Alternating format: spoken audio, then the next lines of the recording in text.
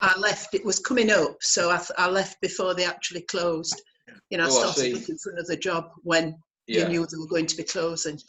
Yeah, it'd been there 33 years. Right. Well, Which that included the war, of course.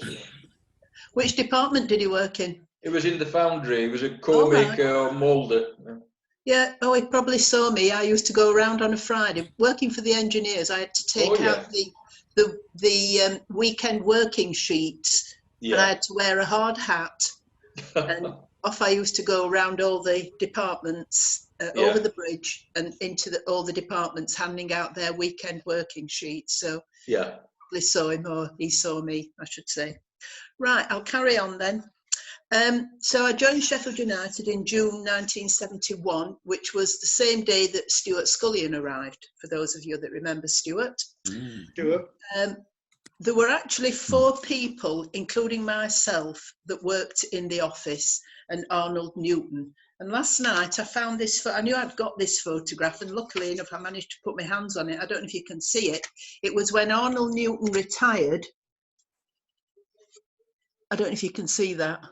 There was Arnold Newton's wife here.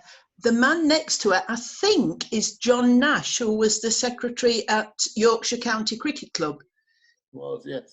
Next to him is Norma Webster, John Harris, myself, Roger Arkle, and Lucy Brent. And of course, this is Harry. Oh God, what was his other name? Who was the coach? He was also a player at United. Latham. Harry Latham, yeah, presenting Mr. Newton with his gift. And the ones at the back, well, not, you know, excluding John, obviously, we were the staff. That was it, the 4 of us, Lucy, Roger, me and Norma, and that was it. And I was the addition made when Sheffield United went into the First Division in 1971 when they were promoted. And they thought they needed extra staff, and it was me. And going back to the lady at Sheffield FC, was it Sheffield? No, Sheffield Hallam, at Hallam FC. Yeah. You did everything. You had a job. I mean, I went there to work on reception and work for the manager, but I sold the tickets. We had to work when it was cricket. Whatever job was needed, you did it.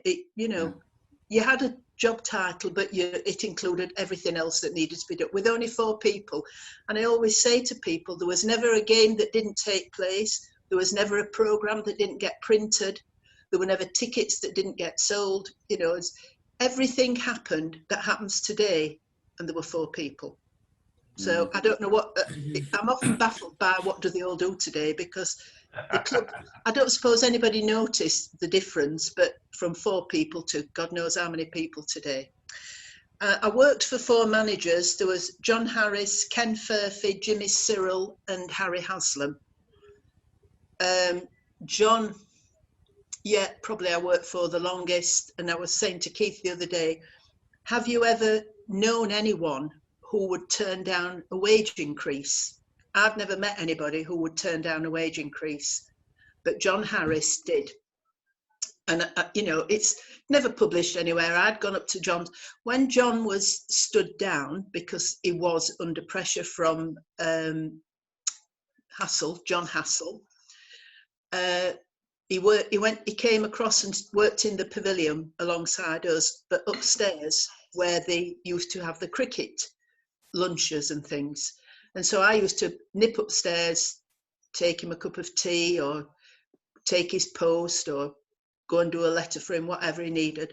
And we were chatting one day, and he said, they offered me more money to come over, because he started doing scouting, but they gave him some fancy title. And he said, they offered me more money. But he said, I turned it down, Catherine, because I felt that for the job I was doing, I was paid very well. So I said no. And his wage at the time, his salary at the time, because you could see it in the annual accounts, was about £8,500 a year. So that was a football manager's wage in that time. The wage I got when I started was £15 a week is what they offered me. And when I got home, I thought, well, I'm earning £15 a week now. And I'd probably only save my bus fares. I thought, it's not, usually if you move jobs, you go for a little bit more money. So I thought about it and I rang them up and said, you know, could you see your way to offering me another £1 a week? And after Mr. Newton had consulted with Norma, because she was the power behind the throne, I got another £1 a week. So I actually started on £16 a week. So that was, because I could walk there and walk back, I saved on my bus fares as well. And I didn't spend money because I wasn't working in town anymore. So I came out quite well, really. The different managers, Ken Furphy, yeah, I actually got on well with all of them. Ken was very nice. You know, we became, as some of you might remember, sort of a new Blackburn Rovers type team, because he brought in loads of players from Blackburn Rovers, Terry Garbett, Tony Field, and we were slowly turning into Blackburn Rovers. Then Jimmy Cyril. Jimmy was a complete character. I've never met anybody like Jimmy. He was, you always felt he didn't know what he was doing, and that was away from football, because he was always, he'd come in the morning. He used to drive up from Nottingham, and every day he lived at West Bridgeford, and then when they started to have the hostel up at Nether Edge, Jimmy and Kathy moved into the hostel and lived there. I don't know how well that went down with the lads that lived there, but that's where he lived. But he was always forgetting his glasses or losing them. And on my desk, I had a box which contained lost property that people had left behind at the games. Nothing controversial, just bits and pieces, scarves, glasses, pens, whatever. And Jimmy would come in and ask me to get the box out. And then he'd proceed to try on all the glasses until he found a pair that he could see through that day.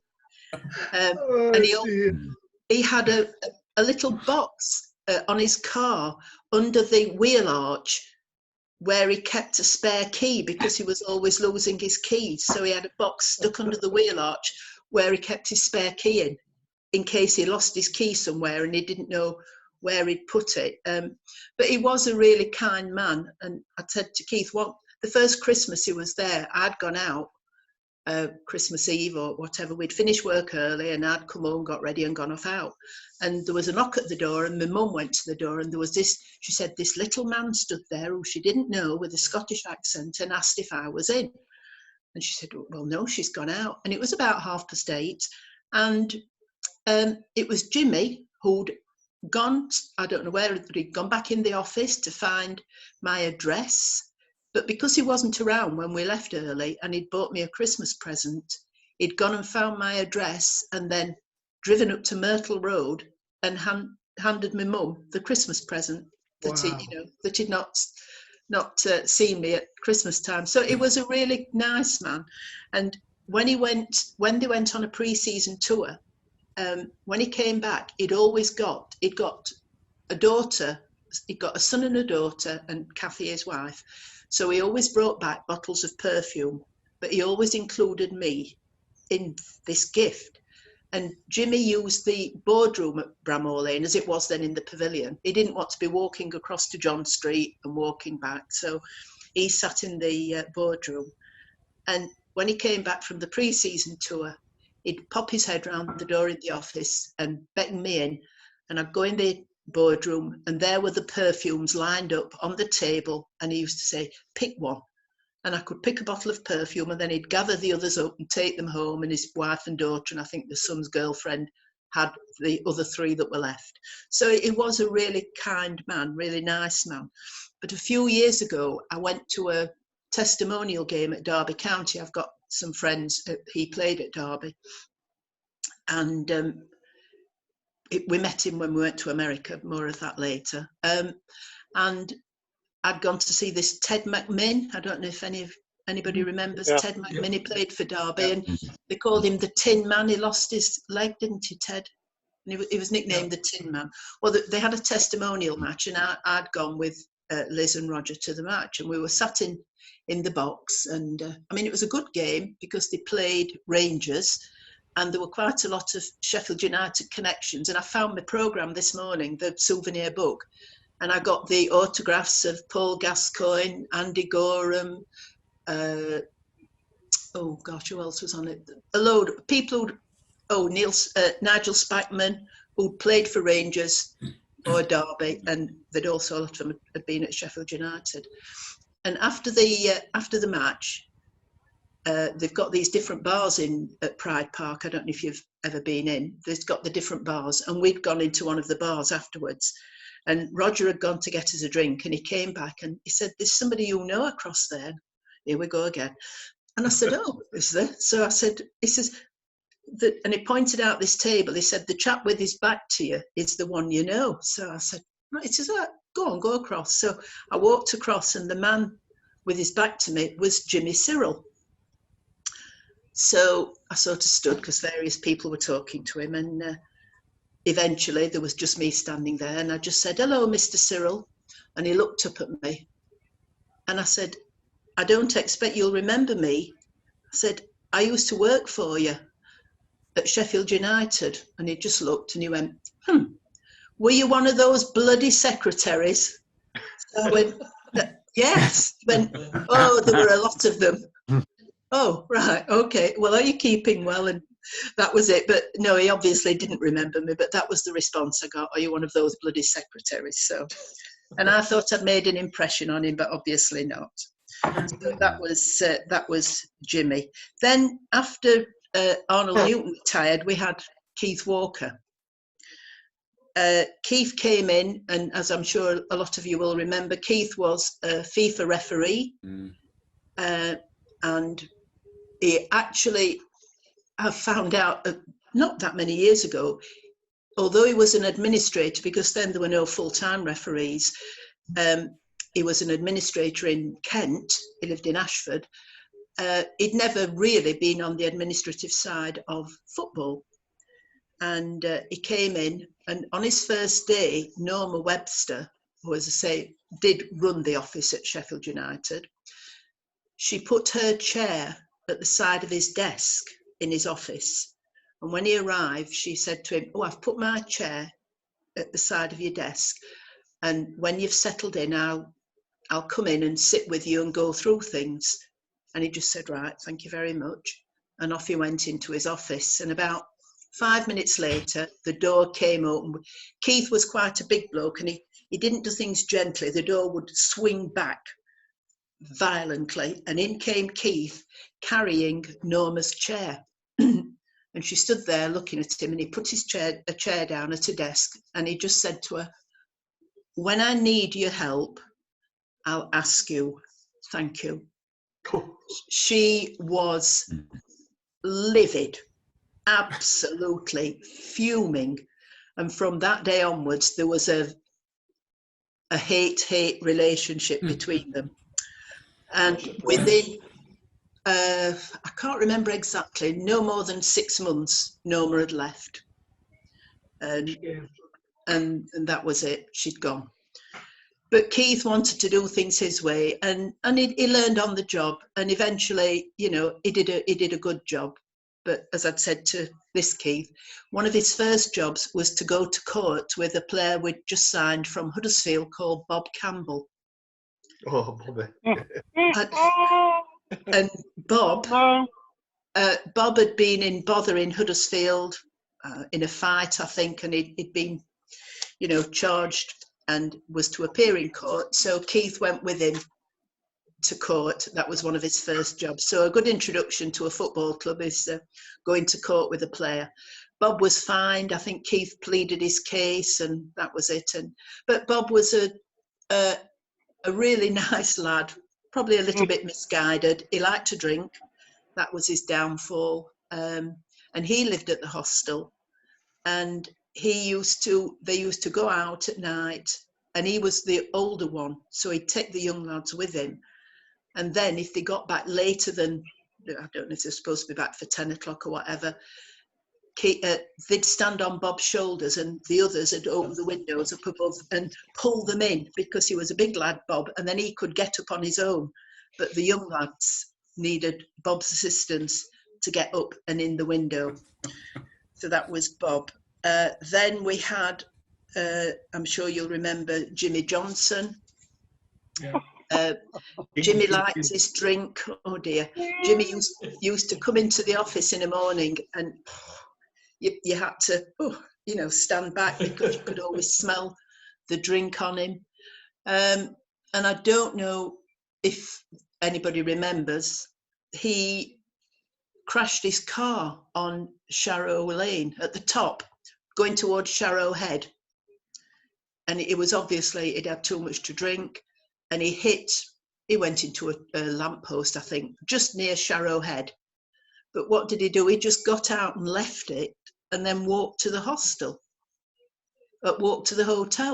Well, when the police came and saw this car wrapped around a lamppost, just checked the registration and you know who it is. But I think I don't know if he'd slept it off, or, well, he might not have done, knowing Jimmy. So I think he was charged with drink driving. That was Jimmy. And earlier on, when Mr. Newton was there, Trevor Hockey, remember Trevor? Oh, yeah. Well, Big piano. Trevor it was a turquoise blue suede he had on his Triumph Herald. It was Triumph Herald, and it was covered in turquoise blue suede. That was Trevor. But he was the only player that ever called Mr. Newton Arnold. Nobody else did.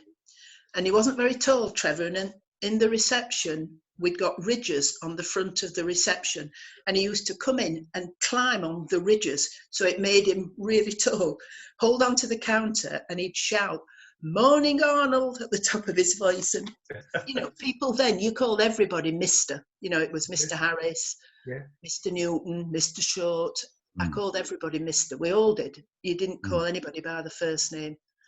But Trevor, it was always Arnold from Trevor. But yeah, he was a nice lad. Then Tony Curry, who's still around, who's still know and love.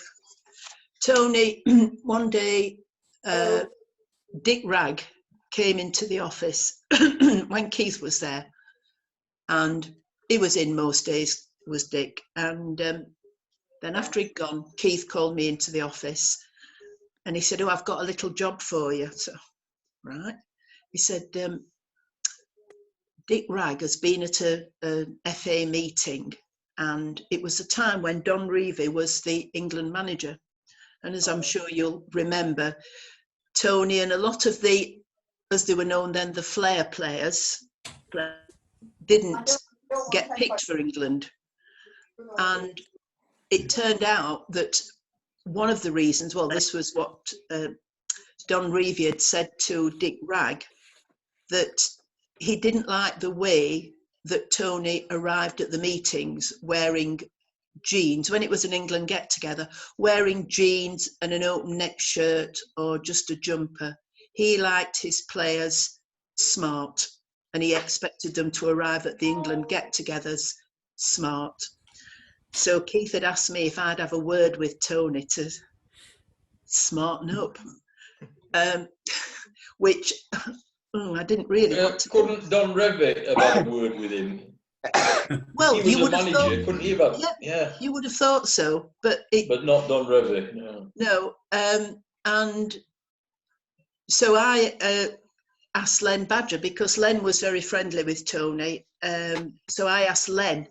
Len doesn't remember this. I spoke to him about it a few years ago, and he doesn't remember it. But they used to go into town after they'd finished training, not every day. And there used to be a shop on Chapel Walk. I can't remember what it was called now, like a men's trendy shop. And they used to go and buy stuff there. Yeah. And he took Tony there and sort of persuaded him to buy some smart trousers and things. But I think if you look at the ones that he didn't pick, Don Revie, whatever it was, Alan Hudson, Frank Worthington, they were all much of a kind.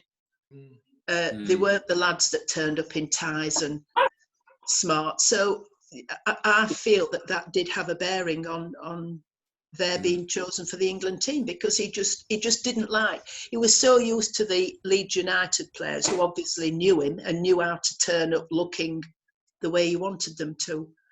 And that. On another thing, I've just forgotten this one. about Leeds United, although I don't think Don Revie would have been there when Alan signed for Sheffield United. Alan's dad told me the story that when Alan was playing for Barnsley Boys, someone from Leeds United came to see him, you know, to talk about signing Alan. And Alan's dad had a Standard 8. Can you remember Standard 8 car? Little Standard 8 car parked outside the house. And whoever this chap was from Leeds United said to him, whose is that car outside? And his dad said, oh, it's mine. And he said, if your son signs for us, you'll have got the latest model car outside your house next. So Alan's dad, oh, right. Then Archie Clark went to see Mum and Dad and Alan. And so Alan's dad said, you know, what will we get, or what will Alan get if he signs for Sheffield United? And Archie Clark very proudly said, he'll get a club suit. So, you know, Alan's dad, oh, right. And when he'd gone and they were talking about, you know, where should he go, Alan's dad said, I want you to go to Sheffield United. He said, because Leeds United offered me a car. I'm not going to play for Leeds United. You are. Sheffield United are offering you a club suit. And I think that's right. Brilliant. It's nothing to do with Well me. done. So, Well done to his dad. Yeah. So that's how he ended up at Sheffield United. I don't think there was a big competition, but his dad, you know, just didn't want him to go to Leeds United because of the way that they tried to, I suppose, bribe his father. And he just didn't agree with Leeds it. United. Fraudulent Leeds United. Yeah, Yeah. so you know, I mean, that was in the 1960s, and they were doing things like that then. Well, I mean, Sheffield United wouldn't have been able to have afforded to have bought anybody's dad a car, let alone, you know. But that was another story. What else have I got written down? Oh, Keith asked me about pre-match things. Well, as I said to Keith, I used to be at work, so they just went up to the Kenwood. That was where they had pre-match meals. But with that, part of my job was booking all the hotel accommodation for away games, booking the Kenwood, and you know, arranging the meals. And they used to get a list when they were going to away games. I used to book the hotels. Then I'd get a menu, and they'd have a copy of the menu in the dressing room.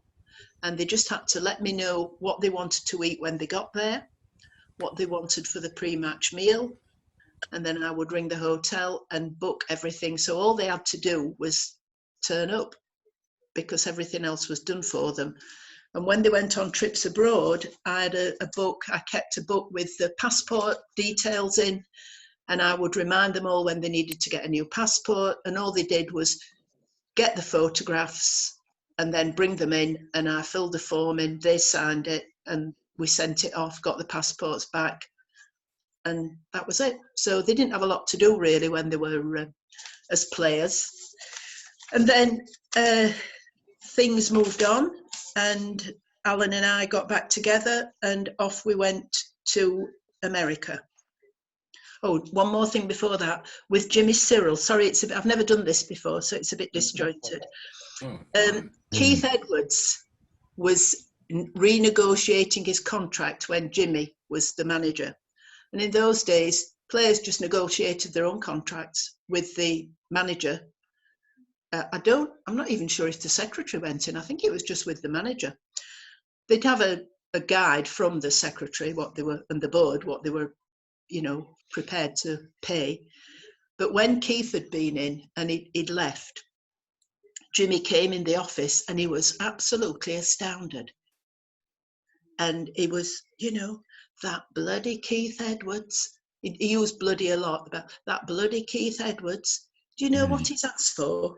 He's asked for and I can't remember, we'll just say 5% increase every year of his contract. I can't believe it. Who does he think he is? But he got it. But nobody ever asked for that. They just signed a contract for 2 years, 3 years at whatever wage, and that was it. He asked for an increase every year, and Jimmy was absolutely astounded by it. Never had it before, never heard of it before, but he got it. So that was Keith. Then Alan and I went off to Keith Edwards, yeah. And then we went off to America. A very different sort of a life there. I mean, obviously I couldn't go to work because I didn't have a visa. They didn't do pre-match meals. They just turned up for the game when it was at home. Their away games, the nearest, I looked this up the other night, they could, if they did a road trip, it could be anything from 7 to 10 days long.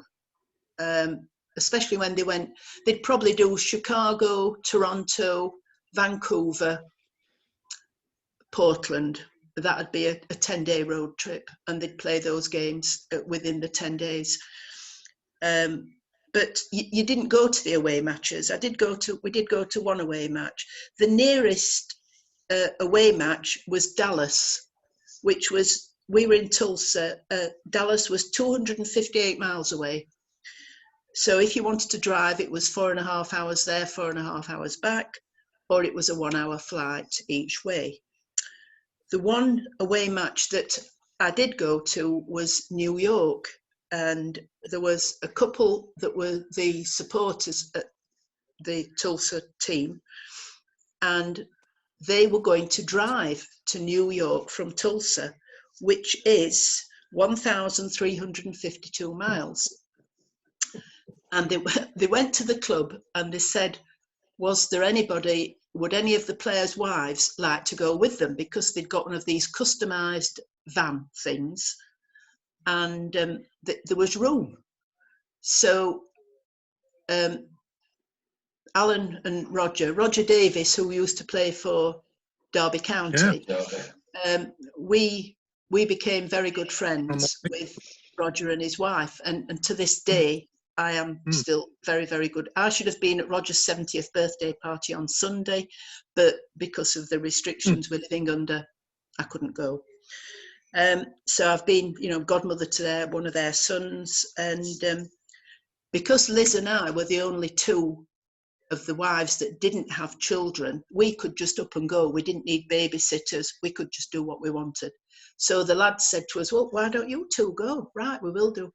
We'll go. So we packed a bag, a couple of nights, and we set off, and they picked us up. We had to go. The lads took us to La Flora, and Jim was the couple. She was a lawyer. He was in oil. He was a millionaire. They lived in a huge house, swimming pool, the likes that you walk in and think, try not to look as though you're not used to it.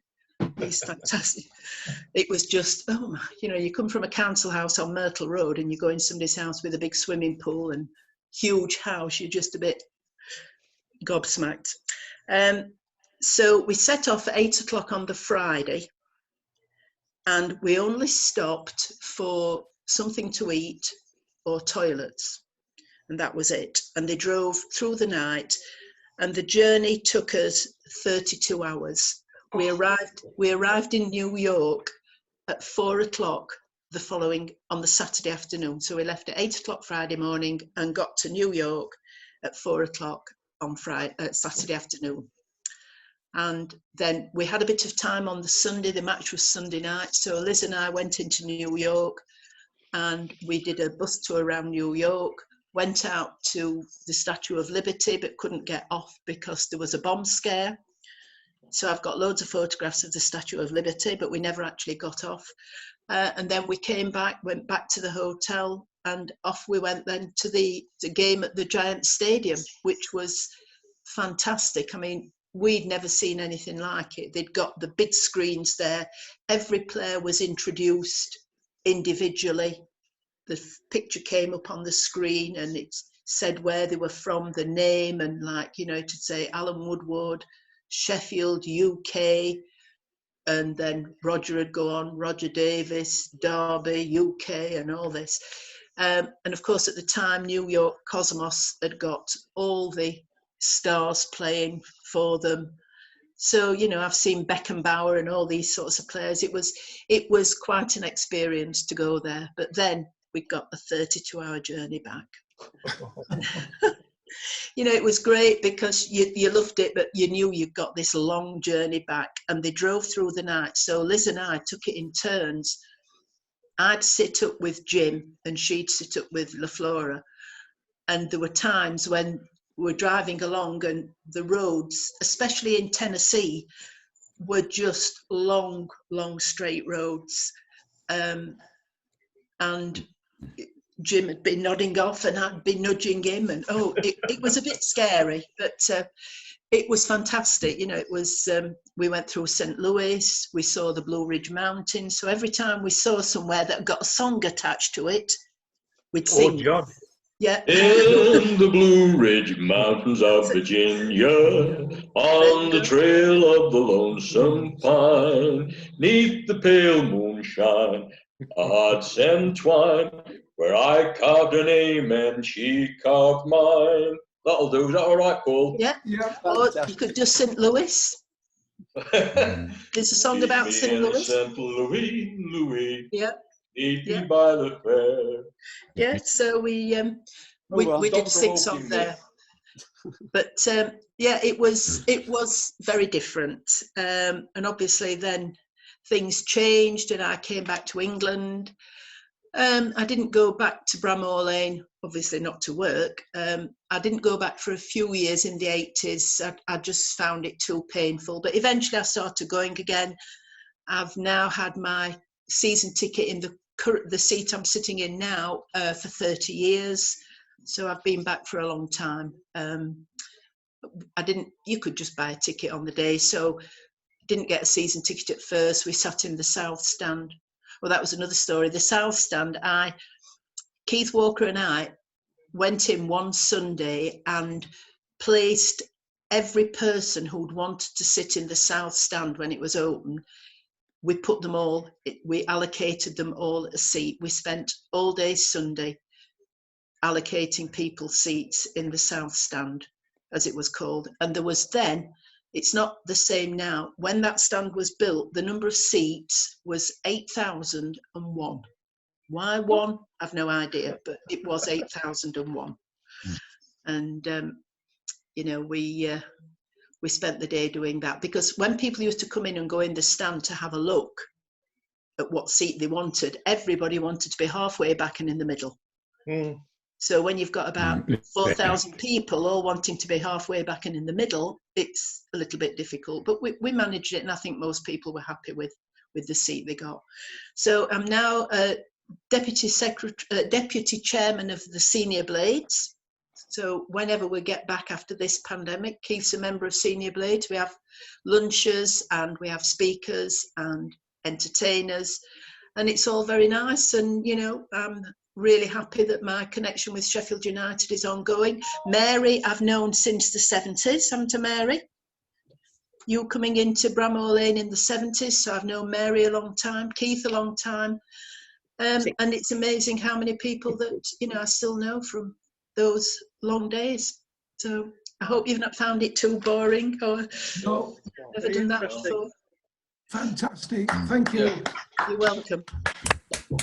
Lots more things you think about. I mean, I've got one about cup final tickets.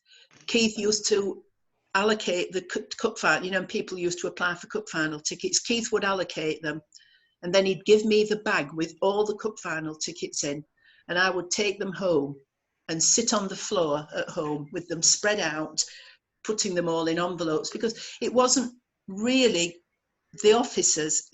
It wasn't good to have them spread. There was nowhere where you could spread them out there, and there were too many people in and out, whereas at home there was only me and my mum. So it's you take them home and do them at home. And my mum was, she couldn't sleep the nights I got the cup final tickets in the house. She was terrified that somebody might know. Well, nobody knew. You know, that was, Keith just gave them to me when it was going home time. Nobody knew I'd got them. But my mum couldn't sleep because she was so worried that somebody might break in and steal these cup final tickets. She made me take them to bed. When I went to bed, she made me take them in my bedroom so that they weren't downstairs. So lots of funny things like that. But yeah, it was great. I loved every minute of my job there. You know, it was lovely, and I love being connected with it now. I mean, I still write a piece in the programme every match day. The match day programme that's got the Senior Blades piece, it's me that does the writing for that. We've got a website. So yeah, I think I shall always have a connection to Sheffield United until my last day. I can't see You it being seem such a nice person as well. Well, we all as a have our Wednesday, past. I can say that was fascinating. Thank you. Well, I'm glad you enjoyed it. I was a bit worried. I've been really worried about it. I thought I've never done anything like this before really in my good. life. Really Can't good. see Like why your anybody previous wants- managers, Catherine. Sorry? Harry Haslam. You worked for Harry Haslam. I did, So yes. he was a bit of a comic, wasn't he? He was, yeah. Happy Harry. Have Happy you Harry. any stories about him at all? Well, I left when Harry was there. We left at Christmas that year, and Harry had only started in that year. Oh. No, it was very nice. I mean, went to his house. He lived out at Balborough near Junction 31. He had a house on Chesterfield Road. They were newly built. Not really too many stories about Harry. No, because I didn't work for him as long as what I worked for the others. Right. Okay, we've now less than a minute to go, so I'm sorry, Lol, you'll have to do news of 2 weeks next week. And Kath, I can't thank you enough. Fantastic. Really good, Catherine. Brilliant. Thank you. Absolutely brilliant. Glad you enjoyed it. No, absolutely Fabulous. fantastic. So, right, we better wrap it up before it times out. So thank you, and I'll see you. Bye. Thanks. Yeah, Bye. it's been lovely. Yeah. Lovely to meet you Bye. all. Thanks. Nice to see you. Thank you. Bye, Mary. Bye. Thank you. Bye, Bye. Mary.